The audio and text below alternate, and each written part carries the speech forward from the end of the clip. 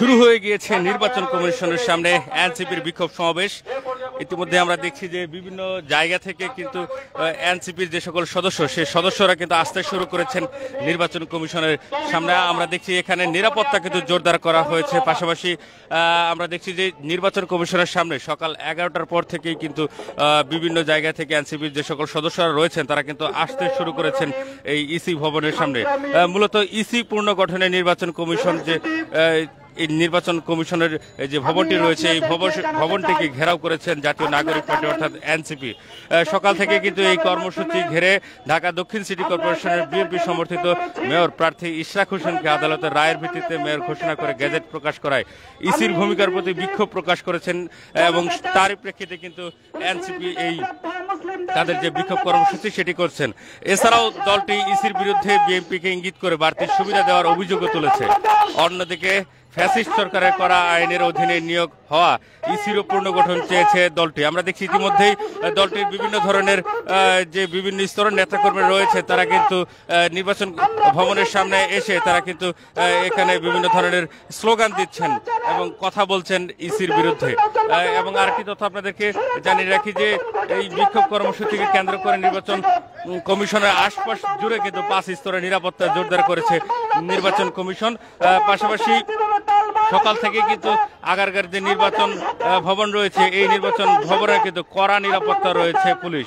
ভবনের সামনের রাস্তায় হয়েছে কাঁটাতারের ব্যারিকেড। সেই সাথে আমরা দেখছি যে পুরো জায়গা জুড়ে এখন কিন্তু যান চলাচল তেমন একটি নেই, কারণ এটি একটি কেপিআই ভুক্ত এলাকা এবং এই এলাকাতে আমরা দেখছি যে ইতিমধ্যে শুধু রিক্সা রয়েছে চোখে পড়ার মতো মোটামুটি, এবং পুরো জায়গা জুড়ে নিরাপত্তা যদি আপনাদেরকে একটু দেখানোর চেষ্টা করি যে পুলিশের যে ব্যারিকেড সেটি কিন্তু শক্ত অবস্থানে রয়েছে। পাশাপাশি আমরা দেখছি এখানে 5 স্তরের নিরাপত্তার ব্যবস্থা করেছে নির্বাচন কমিশন এবং এই যে নির্বাচন ভবনের সামনে কেপিআই ভুক্ত এলাকায় যেহেতু এই সমাবেশটি করা হচ্ছে সেজন্য কিন্তু আসলে এই জায়গার যে নিরাপত্তা ব্যবস্থা সেটিকে কড়া করা হয়েছে। আমরা দুজন এখানে যাদেরকে দেখছি যে তাদের সাথে দুজনের সাথে একটু কথা বলে আপনাদেরকে কিন্তু একটু জানানোর চেষ্টা করি। সেটা আমি করতে চাই না। আমি শুধু বলতে চাই আপনারা সেই 16 বছর যেই প্র্যাকটিসটা করেছেন সেটাই কি জানে রাখবেন। হাসিনাকে নিয়ে আপনারাও বলতেন, হাসিনাও বলতো, সেটাই কি আমরা করবো? সেটা আমি করতে চাই না। আমি শুধু বলতে চাই যে দেখুন আপনারা বয়োজ্যেষ্ঠ, আপনারা সিনিয়র, আপনাদের আমরা আরেকজনের সাথে একটু কথা বলে জানার চেষ্টা করবো যে এই যে ইসির যে পুনর্গঠন চাচ্ছেন আপনারা আসলে কেন এই পুনর্গঠন চাচ্ছেন? পুনর্গঠন চাচ্ছে এই জন্য আমরা এই ইসি দীর্ঘদিন ধরে উনি চাকরি করে আসছেন। উনি ইতিপূর্বে বিএনপি, আওয়ামী লীগ বিভিন্ন দলের সাথে সহযোগিতা নিয়ে উনি বিভিন্ন পোস্ট পজিশন ক্যারি করেছেন, যার জন্য ওনাদের সাথে প্রিভিয়াস আমাদের দেশের রাজনৈতিক দলের ভালো একটা সম্পর্ক আছে, যার জন্য তারা তাদের কথায় মোটিভেটেড হচ্ছে। তারা 24-এর এই গণ অভ্যুত্থানকে, 24-এর ছাত্র জনতার আন্দোলনকে তারা মূল্যায়ন করছেন না। যদি তাই করতেন তারা তাকে আগে স্থানীয় নির্বাচন দিতেন।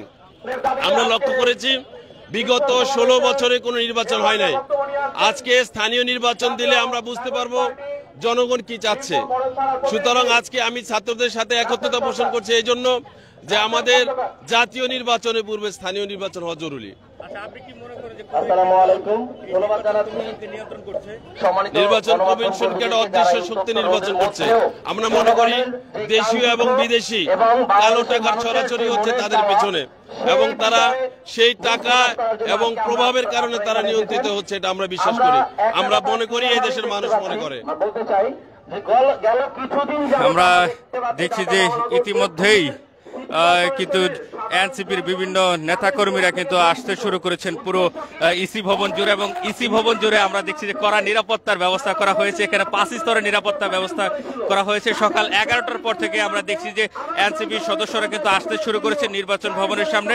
তারা বলছেন যে নির্বাচন ভবনের সামনে তাদের যে অবস্থান, এই অবস্থানের কারণ হচ্ছে তারা ইসির যে পুনর্গঠন সেটিকে চাচ্ছেন, কেননা তারা মনে করছেন কোন একটি দল এই যে নির্বাচন কমিশনটিকে আসলে নিয়ন্ত্রণ করছে। এবং আমরা দেখছি যে ইতিমধ্যেই এখানে বিভিন্ন স্তরের নেতাকর্মী যারা রয়েছে তারা কিন্তু কথা বলতে শুরু করেছেন এই ইসির ভবনের সামনে থেকে এবং সেই চিত্রটি কিন্তু আপনাদেরকে সরাসরি কিছুক্ষণ শোনানোর চেষ্টা করছি।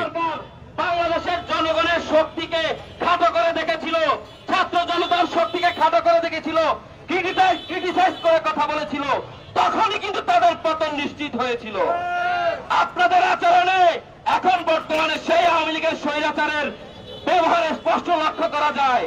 আপনারা প্রস্তাব করলে বঙ্গোপসাগর পর্যন্ত যাবে কিনা জানি না, তবে জনগণের যেই সাহস, জনগণ যদি অতিষ্ঠ হয়ে একবার রাস্তায় নেমে আসে, আপনাদের প্রতিটা নেতা কর্মী প্রস্তাবের ভয় প্যান্ট নষ্ট করবেন, এটা আমরা লিখিতভাবে বলতে পারি।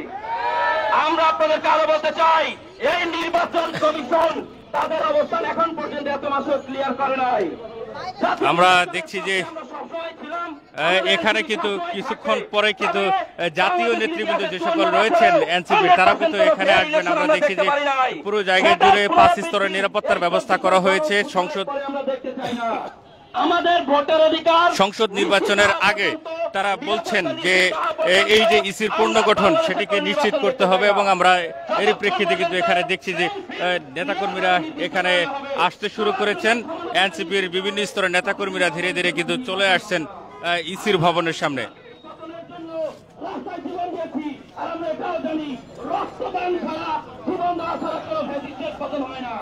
বাংলাদেশে যদি আবার কেউ সেই ফ্যাসিস্ট হয়ে সেই শক্তি প্রদর্শন করতে চায়, আরেকবার জীবন দেওয়ার জন্য আমরা প্রস্তুত আছি। আমাদেরকে রক্তচক্ষু দেখে এখনো লাভ নাই। হাসিনার রক্তচক্ষুকে যারা ভয় পায় নাই, আপনারা সেখানে মশামাছি দেওয়া আমরা আরেকজনের সাথে একটু কথা বলবো। আসলে এই যে এটি কেপিআই ভুক্ত এলাকায় ইতিপূর্বে কিন্তু আমরা কখনো দেখিনি যে এই যে ইসির যে পদত্যাগের দাবিতে বা পুনর্গঠনের দাবিতে কখন আন্দোলন হয়েছে। আসলে আপনারা কেন মনে করছেন যে ইসির পুনর্গঠন হলে সামনে নির্বাচনটা আরো ফেয়ার হবে? প্রথম কথা হলো, একটা যে কোনো প্রতিষ্ঠান সক্ষমভাবে কাজ করতে পারতেছে কিনা তার দুইটা জিনিস দেখতে হয়। এটা হচ্ছে তার ম্যান পাওয়ারগত বলে, আর একটা স্ট্রাকচারালি তাদের সক্ষমতা আছে কিনা। ঠিক আছে, এখন ম্যান পাওয়ার নিয়োগের স্বচ্ছতা আছে কিনা আর সিস্টেমটা ঠিক আছে কিনা। আমাদের কাছে মনে হয়েছে জুলাই পরবর্তী বাংলাদেশে যে ফেয়ার সিস্টেম ডেভেলপ করা দরকার কথা ছিল, সে ফেয়ার সিস্টেমটা ডেভেলপ হয় নাই। এক নম্বর, কারণ A to Z অলমোস্ট আগের লোকজনই বসে আছেন। এক, দুই নম্বর হচ্ছে যে পরিমাণ যে ল বা সিস্টেমগুলো করা হয়েছে সেটা হাসিনার আমলে 2022 সালে তৈরি করা সিস্টেম। সেখানে অনেক ইস্যু আছে যেগুলা একটা মানুষকে ফেসিস্ট করে দেয়, এবং অনেক কিছু আছে রিস্ট্রিকশন করে দেয়। বাউন্ডারি করা হয় নাই, বাউন্ডারি কমিশন করা নাই, স্বচ্ছভাবে নিরপেক্ষ কোনো বাউন্ডারি কমিশন এখনো বাংলাদেশে করে নাই, ভোটারগুলো হালনাগাদ করে নাই। এবং ইসি কমিশনের অনেক বিষয় যেগুলো আমাদের রিফর্ম কমিশন যেটা বলতেছেন ইলেকশন রিফর্ম তারা দিয়েছেন, সেটা কি করে নাই, তারা এখন আমলে নেয় নাই। এটা নিয়ে বরং এমন হয়েছে যে ইলেকশন কমিশনার রিফর্ম কমিশনের সাথে বাদানুবাদ করছে, এবং তারা এমনভাবে কথা বলতেছে যেন তারা একটা কোন একটা দলের বলতেছে ইলেকশন চাই, ওনারা বলছে আমরা ইলেকশনের জন্য প্রস্তুত। কিন্তু জাতির যে জিনিসটা আকাঙ্ক্ষা ছিল একটা নিউট্রাল সিস্টেম, এটা মানুষগুলো স্বচ্ছ এবং মানুষগুলো নিয়োগের পদ্ধতি স্বচ্ছ। এই ইলেকশন কমিশন গঠন হয়েছে কখন আপনারা দেখবেন, তখন নাগরিক কমিটি থেকে আমরা বিবৃতি দিচ্ছি যে কিভাবে গঠিত হলো, কোথা থেকে গঠিত হলো, কোনো স্বচ্ছ সিস্টেম নাই। বরং হাসিনার পদ্ধতি যে সিস্টেম ছিল, সবাই একটু নাম তালিকা দেন, সেখান থেকে নিয়ে জয়েস করে দিলাম। নো, এটার একটা কনস্টিটিউশনাল প্রতিষ্ঠান, সেটা নিয়োগ পদ্ধতি একটা সিস্টেম থাকতে হবে। সেটার জন্য সবাই মিলে প্রস্তাবনা দিয়েছি রিফর্ম কমিশনে যে এটা কনস্টিটিউশনাল প্রতিষ্ঠানগুলো মিলে একটা কনস্টিটিউশনাল কাউন্সিল থাকবে। সেই কাউন্সিল স্বচ্ছতার মাধ্যমে সব প্রতিষ্ঠানগুলো আলাদাভাবে নিয়োগ প্রক্রিয়া করবে, নট অমুক জায়গা তমুক জায়গা অমুকের প্রস্তাবনা, তাহলে একটা স্বচ্ছতা সিস্টেম আসবে। তো এইগুলো অনেকগুলো এরকম আরো সিস্টেম আছে যেগুলোর ব্যাপারে আমাদের কোয়েশ্চেন আছে। সেটা দৃষ্টিকোণ থেকে আমরা মনে করি এই ইলেকশন কমিশনাররা যে পরিমাণ শব্দ চয়ন করতেছে, যে কথাগুলো বলতেছে, এটা বায়াসড কথাবার্তা বলতেছে, এবং এটার উপর আস্থা রাখাটা খুবই কঠিন নতুন ইলেকশন করার জন্য, এবং এই জায়গা থেকে আমাদের অবজেকশন রয়েছে। আমরা শুনছিলাম তারা বলছেন যে ইসির যে পুনর্গঠন এটি আসলে যখন হবে তখন কিন্তু আসলে স্বচ্ছ যে নির্বাচন সেটি আসলে সম্ভব হবে, এবং এই জন্য কিন্তু তারা চাচ্ছেন যে ইসির পুনর্গঠন। আমরা দেখছি যে ইতিমধ্যে এনসিপি গতকাল ঘোষণাই দিয়েছিলেন যে আজকে তারা যে নির্বাচন কমিশনের যে ভবন রয়েছে সেই নির্বাচন ভবনের সামনে তারা একটি বিক্ষোভ করবে, কেননা এই যে ইসির রয়েছে সেই ইসির পুনর্গঠন না হলে সামনের নির্বাচনে কিন্তু তারা আসলে ফলপ্রসূ কোনো পদক্ষেপ পাবেন। এবং সেই জন্য কিন্তু আমরা দেখছি যে এখানে এনসিপির যে সকল নেতাকর্মীরা রয়েছেন তারা কিন্তু ইতিমধ্যেই চলে এসেছেন ইসির ভবনের সামনে, এবং এখানে কিন্তু তারা বিক্ষোভ সমাবেশ করছেন। শুরু হয়ে গিয়েছে ইতিমধ্যেই এনসিপির এই বিক্ষোভ সমাবেশ। তো এই ছিল সর্বশেষ পরিস্থিতি, আপনাদেরকে ইসির ভবনের সামনে থেকে দেখানোর চেষ্টা করছিলাম। জাতীয় নাগরিক পার্টি অর্থাৎ